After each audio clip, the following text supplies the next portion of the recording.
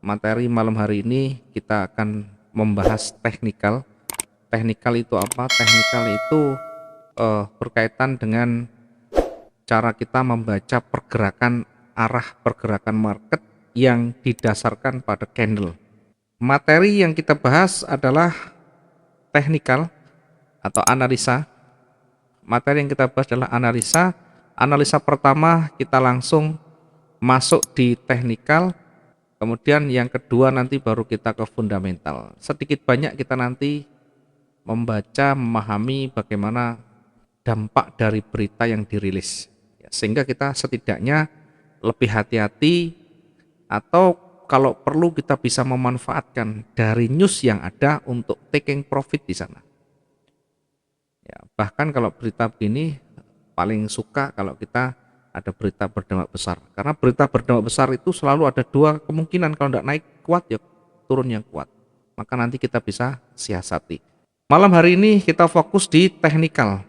Ya, teknikal ini banyak sekali, banyak analisa teknikal yang dipelajari oleh berbagai trader.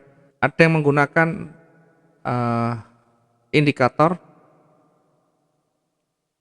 bahkan ada yang suka dengan robotik. Ada yang suka dengan indikator, silahkan jalankan. Kalau itu memang betul-betul sesuai dengan bisa bermanfaat.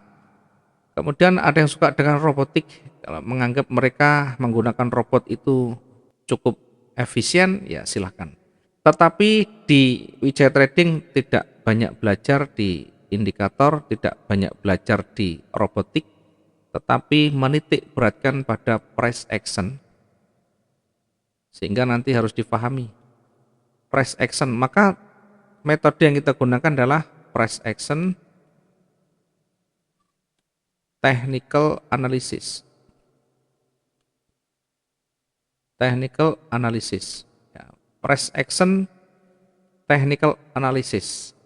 Di mana price action technical analysis ini adalah salah satu analisa teknikal yang menitik beratkan pada pergerakan harga itu sendiri. Nah, di pergerakan harga itu nanti basicnya yang kita ambil adalah satu, history, yang kedua adalah harga yang saat ini. Dari dua harga ini kita nanti akan bisa memetakan, memproyeksikan probabilitas arah ke depan itu kemana. Tentu tidak ada yang pasti. Yang kita baca adalah probabilitas. Kenapa seperti itu? Karena potensi pasar itu masih berpeluang dua-duanya. Tidak seorang pun bisa membaca secara mutlak arahnya kemana.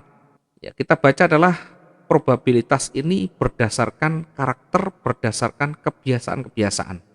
Satu contoh saya berikan logika begini. Saya suka makan pedas. Saya suka makan pedas. Tetapi saya punya penyakit lambung. Ketika saya punya penyakit lambung, pedas ini sangat bertentangan dengan penyakit saya. Tetapi bukan berarti saya tidak boleh makan pedas. Kenapa seperti ini? Karena kondisi, lihat kondisinya. Kalau sudah tahu pedas itu bisa menyebabkan lambung kita teriritasi dan bisa menyebabkan naiknya asam lambung kita, maka tentu kita lebih hati-hati dengan makanan pedas ini. Ketika kondisi ketahanan kita menurun. Ketika kondisi ketahanan kita menurun, sehingga kita sudah tahu, oh kalau saya lagi drop, hati-hati dengan makanan-makanan pedas, makanan-makanan asam dan sebagainya. Tetapi dalam kondisi stabilitas kita, stamina kita kuat, maka makan pedas pun tidak menjadi masalah. Artinya dari kebiasaan itu, ada kalanya pedas itu bisa menyebabkan lambung kita kembali teriritasi, kembali naik, asam lambung kita kembali naik. Ada kalanya kita makan pedas walaupun punya penyakit lambung tidak menjadi masalah. Kenapa? Yang menjadi masalah ketika kondisi ketahanan kita menurun. Ketika ketahanan kita tidak menurun atau fit, maka pedas ini pun tidak menjadi masalah. Demikian juga dengan pasar. Pasar ini potensi dan arahnya pergerakan itu kita bisa baca dari pergerakan-pergerakan sebelumnya. Ya, tetapi diingat, tidak selalu yang kemarin terjadi akan sama dengan yang akan terjadi. Maka melihat kondisi nanti seperti apa di lapangan. Setidaknya kita punya histori, ada sejarah harga yang sudah berjalan. Kemudian harga saat ini bagaimana? Kalau kita jual baju tahun yang lalu atau lebaran yang lalu kita bisa menjual sekian ratus pieces baju, maka tahun depan pun kita bisa memproyeksikan saya bisa menjual lebih dari yang tahun sebelumnya. Kenapa? Karena kondisi ekonomi sudah mulai membaik.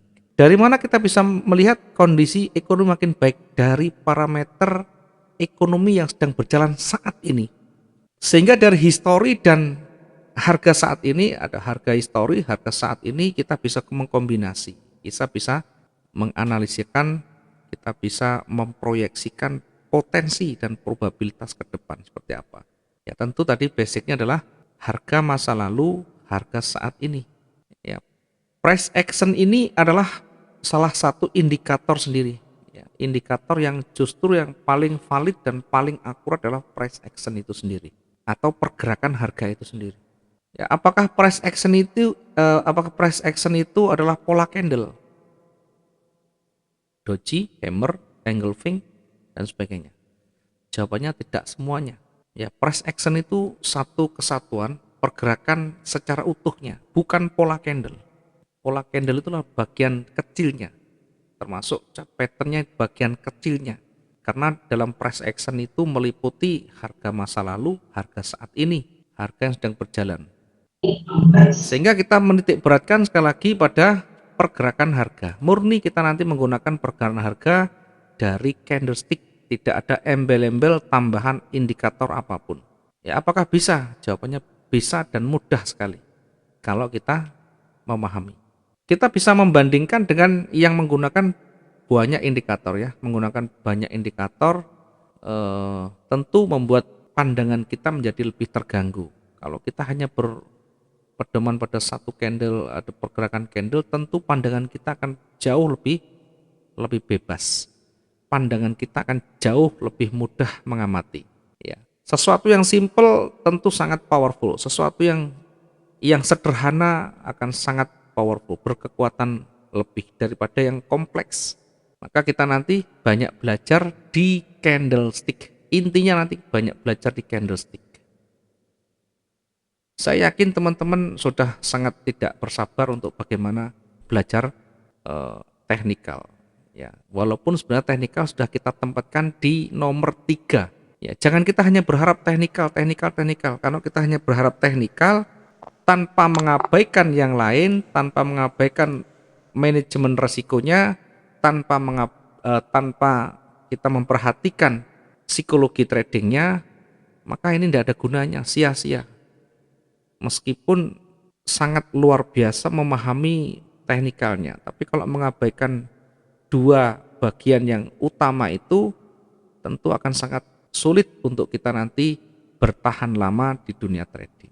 Karena yang paling penting itu psikologi, emosinya, kemudian manajemen resiko, money manajemennya.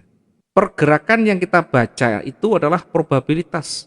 Probabilitas adalah kemungkinan terbesarnya, bukan kepastian. Yang kita cari adalah kemungkinan terbesar.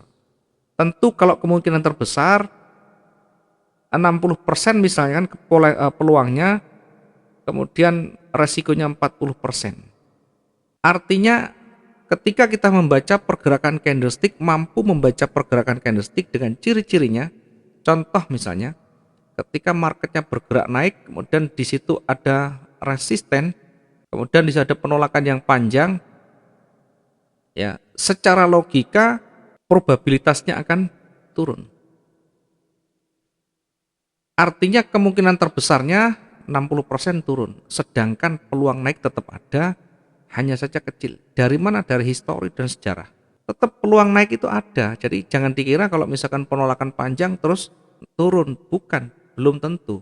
Ya, bisa saja makin kuat. Maka dari resiko ini nanti kita bisa melakukan namanya recovery. Tetap kita mencari peluang terbesarnya, tapi kita menyiapkan recovery atau cara untuk menyelesaikan kerugian kita. ya. Nanti masuk di teknikal selanjutnya ya. Jadi jangan berharap ketika nanti analisa yang dianalisakan langsung valid, akurat, tidak ada. Kalau teman-teman berharap dan berpikir dan mencari analisa-analisa yang paling valid, paling akurat dan paling top istilahnya, yang paling eh, betul, tentu akan sangat sulit sekali. Yang kita dapat adalah kecewaan. Yang kita dapat adalah satu penyesalan. Ya, karena kita hanya mengharap analisa kita betul, analisa kita betul. Tidak ada, kita hanya memprobabilitaskan. Bahkan kemungkinan yang ada itu sebenarnya 50-50, 50-50. Kemungkinan naik ada, kemungkinan turun ada. Hanya saja dari histori yang ada, dari pergerakan yang ada, dari kebiasaan-kebiasaan yang terjadi, kita bisa membaca peluang terbesarnya. Sehingga menjaga kita tetap bisa profit dengan konsisten meskipun nanti tetap ada peluang berbaliknya. Maka yang perlu nanti kita sampaikan, yang perlu nanti kita perdalam adalah bagaimana manajemen resiko atau recovery-nya. Semakin banyak kita memperdalam resikonya, semakin banyak kita belajar banyak manajemen resiko, maka semakin mudah kita nanti mengendalikan suasana atau setidaknya mengontrol kondisi psikologi kita. Sehingga kalau misalnya kita entry buy di posisi entry sell seperti ini, ternyata marketnya naik, kita sudah mempersiapkan segala sesuatunya. Artinya antisipasinya ada. Sudah diantisipasi. Kalau semuanya sudah diantisipasi, mau market ke bawah, mau market ke atas, mau turun dengan kuat, mau naik dengan kuat, tidak menjadi masalah.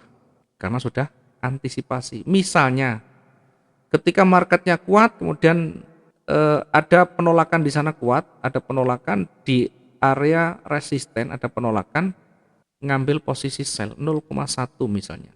Ternyata tidak butuh waktu lama, tidak turun panjang, tiba-tiba langsung naik. Maka ketika naik inilah nanti kita harus mensimulasikan, harus mencari jalan keluarnya. Kita lihat sebelah kiri seperti apa, kemudian kita perhatikan tekanan demi tekanan seperti apa. Baru kita nanti menentukan recovery-nya. Bisa kita recovery di sini sell, bisa nanti ketika koreksi kita ambil posisi buy, semuanya bisa kita lakukan. 0,2 misalkan, 0,2. Bagaimana ketika nanti kita ambil posisi sell ternyata naik lagi? Maka gunakan rencana-rencana yang berikutnya. Yang di bawah di close, yang di sini dilihat kondisinya seperti apa. Maka kalau kita memberikan pemetaannya sulit sekali untuk kita mengabstrakkan ya, menjelaskan secara abstrak. Ya, minimal harus betul-betul memahami ketika marketnya berbalik.